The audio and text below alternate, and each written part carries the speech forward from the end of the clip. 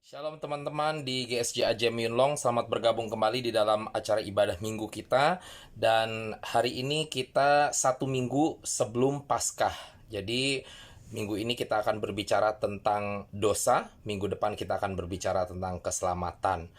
Sementara kita mempersiapkan diri untuk Paskah, mari kita ingatkan diri kita semua akan berbahayanya dosa bagi hidup saya dan saudara-saudara, dan betapa dahsyatnya Tuhan saya dan saudara yang dapat menghapuskan dosa saya dan saudara. Untuk itu, mari kita persiapkan diri kita untuk mendengarkan kebenaran firman Tuhan di siang hari ini. Mari kita berdoa. Bapa di surga, kami bersyukur Tuhan hari ini kami boleh berkumpul kembali di dalam ibadah minggu GSJ Ajem Yunlong. Kami berdoa biar kiranya Engkau pimpin kami, Tuhan, supaya kami boleh dibentuk lebih lagi di dalam kebenaran firman-Mu, Tuhan.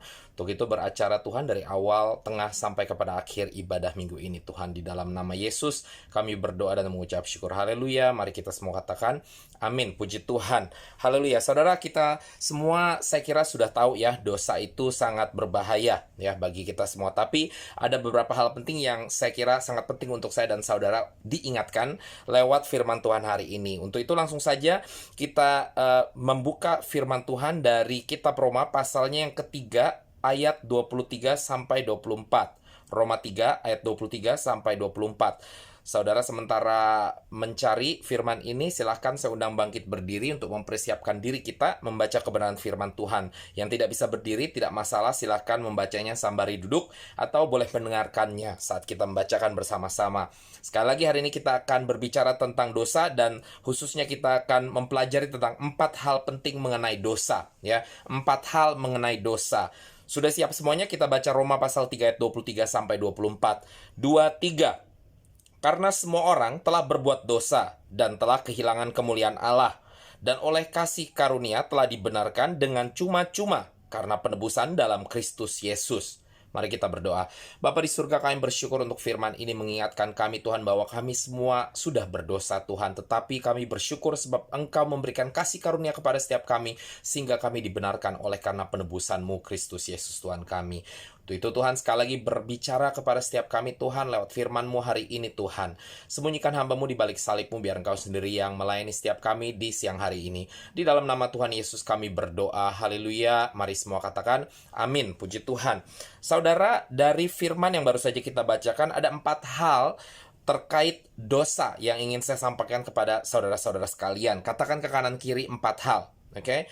Yang pertama, saudara-saudara, Roma 3 ayat 23 berkata, karena semua orang telah berbuat dosa. Ini hal pertama yang perlu kita ketahui tentang dosa. Semua manusia berdosa. Katakan kanan kiri, semua manusia berdosa. Ya, Pengkhotbah 7 ayat 20 mengatakan, sesungguhnya di bumi tidak ada orang yang saleh, yang berbuat baik dan tak pernah berbuat dosa. Jadi di bumi ini nggak ada orang yang terus-terusan berbuat baik dan tidak melakukan dosa sama sekali. Ya, kalau dunia mengatakan ada bohong putih, nggak masalah kalau bohong itu membawa kebaikan, atau nggak masalah kalau kejahatan kecil dapat membawa kebaikan, itu tidak benar. Dosa adalah dosa. Ya, saudara-saudara.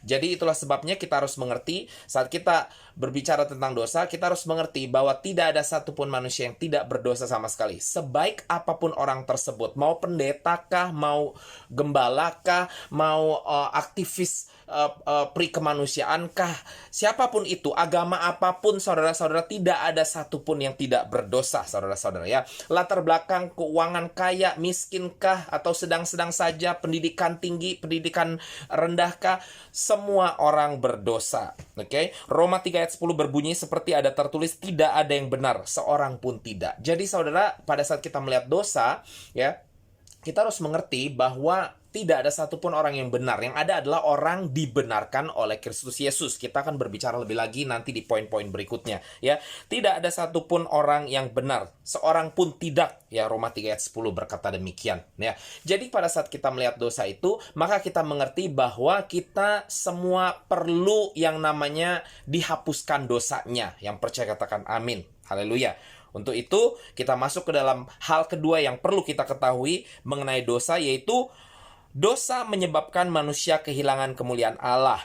Oke? Firman Tuhan Roma 3 ayat 23 berbunyi, dilanjutkan, semua orang telah berbuat dosa dan kehilangan kemuliaan Allah. Jadi semua orang oleh karena dosa telah kehilangan kemuliaan Allah. Itulah sebabnya poin yang kedua, dosa menyebabkan manusia kehilangan kemuliaan Allah. Jadi saudara-saudara, pada saat kita berdosa, ya, kita kehilangan kemuliaan Allah. Saya dan saudara diciptakan, ya, dengan kemuliaan Allah. Buktinya di mana? Kejadian 1 ayat 27 berkata, maka Allah menciptakan manusia itu menurut gambarnya. Menurut gambar Allah diciptakan dia, laki-laki dan perempuan diciptakannya mereka. Jadi saya dan saudara ini saat diciptakan serupa dan segambar dengan Allah, ya.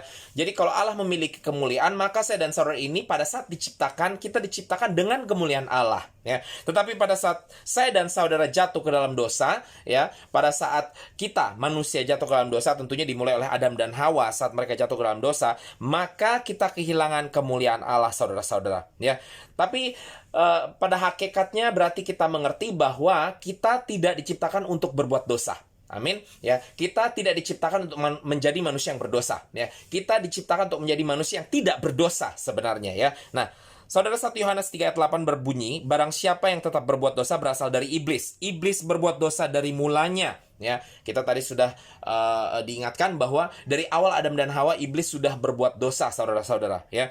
Jadi itu adalah pekerjaan iblis. 1 Yohanes 3 ayat 8 dilanjutkan, untuk inilah anak Allah menyatakan dirinya, yaitu supaya ia membinasakan perbuatan-perbuatan iblis itu. Jadi dosa adalah pekerjaan iblis, saudara-saudara, ya. Walaupun benar banyak kali dosa itu terjadi karena keputusan saya dan saudara yang salah. Seperti Hawa pada saat digoda oleh ular, dia membuat keputusan yang salah dengan memakan buah yang tidak boleh dimakan, ya. Begitu pula dengan Adam saat disuruh sama Hawa memakan buah yang terlarang tersebut, dia ikut memakannya juga. Jadi saudara-saudara, keputusan dibuat oleh saya dan saudara pada saat kita jatuh ke dalam dosa, benar. Tetapi yang merancangkan daripada dosa-dosa tersebut adalah iblis. Seperti 1 Yohanes 3 ayat 8 katakan tadi, itu semua perbuatan-perbuatan iblis, saudara-saudara, ya.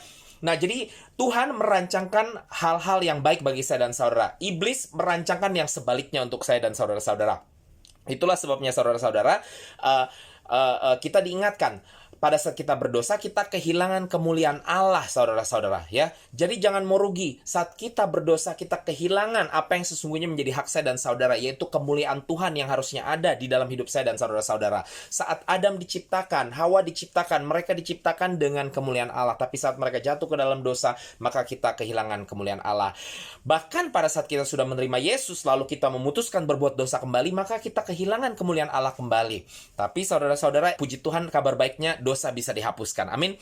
Hal yang ketiga, saudara-saudara, dosa dihapuskan oleh karena kasih karunia Allah. Ayat yang ke-24 dari Roma pasal 3 berbunyi, oleh karena kasih karunia telah dibenarkan dengan cuma-cuma. Oke. Jadi saudara-saudara, poin yang ketiga sekali lagi, dosa dihapuskan oleh karena kasih karunia Allah. 1 Yohanes 3 ayat 8, bagian yang kedua, mengatakan untuk inilah anak Allah menyatakan dirinya. Jadi saudara-saudara, Yesus diberikan kepada saya dan saudara untuk menyelamatkan saya dan saudara. Kenapa? Karena memang saya dan saudara sekali lagi diciptakan dengan kemuliaan Allah, dan Yesus datang untuk mengembalikan kemuliaan Allah kepada diri saya dan saudara-saudara. Ya, tadi saya sudah ingatkan bahwa iblis merancangkan hal-hal yang buruk bagi saya dan saudara, tetapi Allah merancangkan hal yang baik. Itulah sebabnya dia berikan anaknya. Yohanes 3 ayat 16 berbunyi, karena begitu besar kasih Allah akan dunia ini sehingga dia karuniakan anaknya, Tuhan Yesus Kristus, bagi saya dan saudara, supaya siapa yang percaya kepada dia tidak binasa melainkan beroleh hidup yang kekal oleh karena kemuliaan Tuhan yang dikembalikan kepada hidup saya dan saudara-saudara. Yeremia 33 ayat 8 berbunyi, aku akan mentahirkan mereka dari segala kesalahan yang mereka lakukan dengan dosa terhadap aku, dan aku akan mengampuni segala kesalahan yang mereka lakukan dengan berdosa dan dengan memberontak terhadap aku. Jadi saudara-saudara, ini adalah hati nurani Allah bagi saya dan saudara-saudara. Dia tidak pernah mau meninggalkan saya dan saudara terpuruk di dalam dosa. Ya, dia mengerti saat kita mengambil keputusan salah, kita berdosa dan ada konsekuensinya. Tetapi itulah sebabnya diberikan Yesus Kristus kepada saya dan saudara-saudara. Oleh karena apa? Karena memang Tuhan tidak menciptakan sekali lagi saya dan saudara-saudara untuk menjadi manusia berdosa. Dia menciptakan saya dan saudara menjadi manusia yang dipenuhi dengan kemuliaan Allah. Tapi pada saat kita berdosa, kita kehilangan kemuliaan Allah. Itulah sebabnya Tuhan menyelamatkan saya dan saudara melalui Tuhan kita Yesus Kristus, ya. Karena hati Tuhan adalah untuk saya dan saudara-saudara tetap memiliki kemuliaan Allah, ya. Kita diciptakan serupa dan segambar dengan Dia. Jadi pada saat kita punya gambar, rupa kita, image kita, saudara-saudara, tercoreng oleh karena dosa, tentu Allah tidak suka itu, karena kita membawa kemuliaan Allah, kita membawa rupa Allah. Jadi Allah tentunya akan berusaha sebisa mungkin untuk mengembalikan kemuliaan Dia yang ada di dalam diri saya dan saudara-saudara. Amin. Zakaria 4 ayat 6 mengingatkan kita, bukan karena kuat dan hebatku, melainkan karena roh Tuhan, maka kita dibersihkan dari dosa, saudara-saudara. Ya, saya ingatkan sekali lagi tadi firman Tuhan dari kitab Roma pasal 3 ayat yang ke-24, dikatakan di sini, oleh karena kasih karunia telah dibenarkan dengan cuma-cuma. Jadi saya mau garis bawahi kata cuma-cuma, saudara-saudara. Itu artinya, saudara-saudara, dosa kita bisa dihapuskan dan bukan dengan bayaran, bukan karena kita pintar, bukan karena kita mengerti bahwa Tuhan adalah juru selamat, tetapi karena memang saya dan saudara dipilih oleh Tuhan. Bukan kita yang memilih Tuhan, tapi Tuhan yang memilih saya dan saudara-saudara. Sehingga pada saat kita dosanya dibersihkan oleh Tuhan, maka itu adalah kasih karunia, kita bersyukur. Efesus 2 ayat 8-9 berbunyi, sebab karena kasih karunia kamu diselamatkan oleh iman. Jadi itu semua kasih karunia, bukan hasil usahamu tetapi pemberian Allah. Ayat 9, itu bukan hasil pekerjaanmu, jangan ada orang yang memegahkan diri. Amin. Jadi saudara, pada saat kita memiliki keselamatan, itu bukan karena kuat hebat kita, sekali lagi, bukan karena kepandaian kita, tetapi saudara-saudara, karena Tuhan memilih saya dan saudara untuk menjadi orang-orang yang dikembalikan kemuliaan Allah.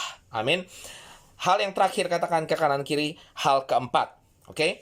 Dosa, ya. Kita kembali ke Roma pasal 3 ayat 23 dan 24. Sekali lagi saya bacakan keseluruhannya. Karena semua orang telah berbuat dosa dan telah kehilangan kemuliaan Allah, dan oleh kasih karunia telah dibenarkan dengan cuma-cuma karena penebusan dalam Kristus Yesus. Yang keempat, dosa dihapuskan lewat penebusan dalam Kristus dan hanya Kristus saja. Titus 2 ayat 14 berbunyi, yang telah menyerahkan dirinya bagi kita untuk membebaskan kita dari segala kejahatan dan untuk menguduskan bagi dirinya suatu umat kepunyaannya sendiri yang rajin berbuat baik. Tadi dikatakan, untuk itulah Tuhan datang untuk saya dan saudara-saudara, menyelamatkan saya dan saudara-saudara, mengembalikan kemuliaan Allah kepada saya dan saudara-saudara. Yehezkiel 36 ayat 25 berbunyi, aku akan mencurahkan kepadamu air jernih yang akan mentahirkan kamu dari segala kenajisanmu dan dari semua berhala-berhalamu. Aku akan mentahirkan kamu. Tuhan mau membersihkan saya dan saudara-saudara. Ya, kalau membersihkan itu pakai air. Ya, Tuhan membersihkan saya dan saudara-saudara menggunakan air hidup yang adalah Tuhan kita Yesus Kristus. Yang percaya katakan amin. 1 Yohanes 1 ayat 9 berbunyi, jika kita mengaku dosa kita, maka Ia adalah setia dan adil, sehingga Ia akan mengampuni segala dosa kita dan menyucikan kita dari segala kejahatan. Saudara hanya perlu mengakui dosa saudara dan menerima Yesus sebagai Tuhan dan Juru Selamat. Kisah Para Rasul 16 ayat 30-31, Ia mengantar mereka keluar sambil berkata, Tuhan, Tuhan, apakah yang harus aku perbuat supaya aku selamat? Jawab mereka, percayalah kepada Tuhan Yesus Kristus dan kau akan selamat, engkau dan seisi rumahmu. Yohanes 5 ayat 24 berbunyi, aku berkata kepadamu, sesungguhnya barang siapa mendengar perkataanku dan percaya kepada Dia yang mengutus aku, ia mempunyai hidup yang kekal dan tidak turut dihukum, sebab ia sudah pindah dari dalam maut ke dalam hidup. Saudara-saudara, hanya di dalam Yesus saja ada keselamatan. Kisah Para Rasul 4 ayat 12, dan keselamatan tidak ada di dalam siapapun juga selain di dalam Dia, sebab di bawah kolong langit ini tidak ada nama lain, yaitu nama Yesus saja yang diberikan kepada manusia yang olehnya kita dapat diselamatkan. Yohanes 14 ayat 6 menegaskan bagi kita bahwa Yesuslah jalan dan kebenaran dan hidup. Tidak ada seorang pun yang datang kepada Bapa kalau tidak melalui Yesus. Jadi saya kira sudah sangat jelas sekali saudara-saudara, ya, saat kita menghadapi dosa, hanya di dalam Yesus Kristus saja kita dapat dibersihkan dari dosa tersebut, saudara-saudara. Untuk itu, menyongsong Paskah minggu depan, mari saudara, kita melihat kembali kehidupan kita. Mungkin ada beberapa hal yang menyedihkan hati Tuhan. Mari kita meminta pengampunan dari Tuhan, saudara-saudara. Dan mungkin ada beberapa teman saudara di sekeliling kita yang belum menerima keselamatan ini, belum menerima pengampunan dosa ini. Saudara, mari kita berdoa untuk pengampunan dosa bagi mereka, lalu kemudian kita berdoa minta hikmat untuk kita boleh diarahkan, supaya mereka pun bisa kita arahkan kepada Tuhan kita Yesus Kristus. Haleluya. Mari kita tutup ibadah kita hari ini dengan doa. Bapa di surga, kami bersyukur untuk firman hari ini. Tuhan, kami diingatkan akan dosa Tuhan, akan bahaya dosa, tetapi juga akan kehebatan dan kemegahan Tuhan kami, Tuhan, yaitu Engkau Yesus Kristus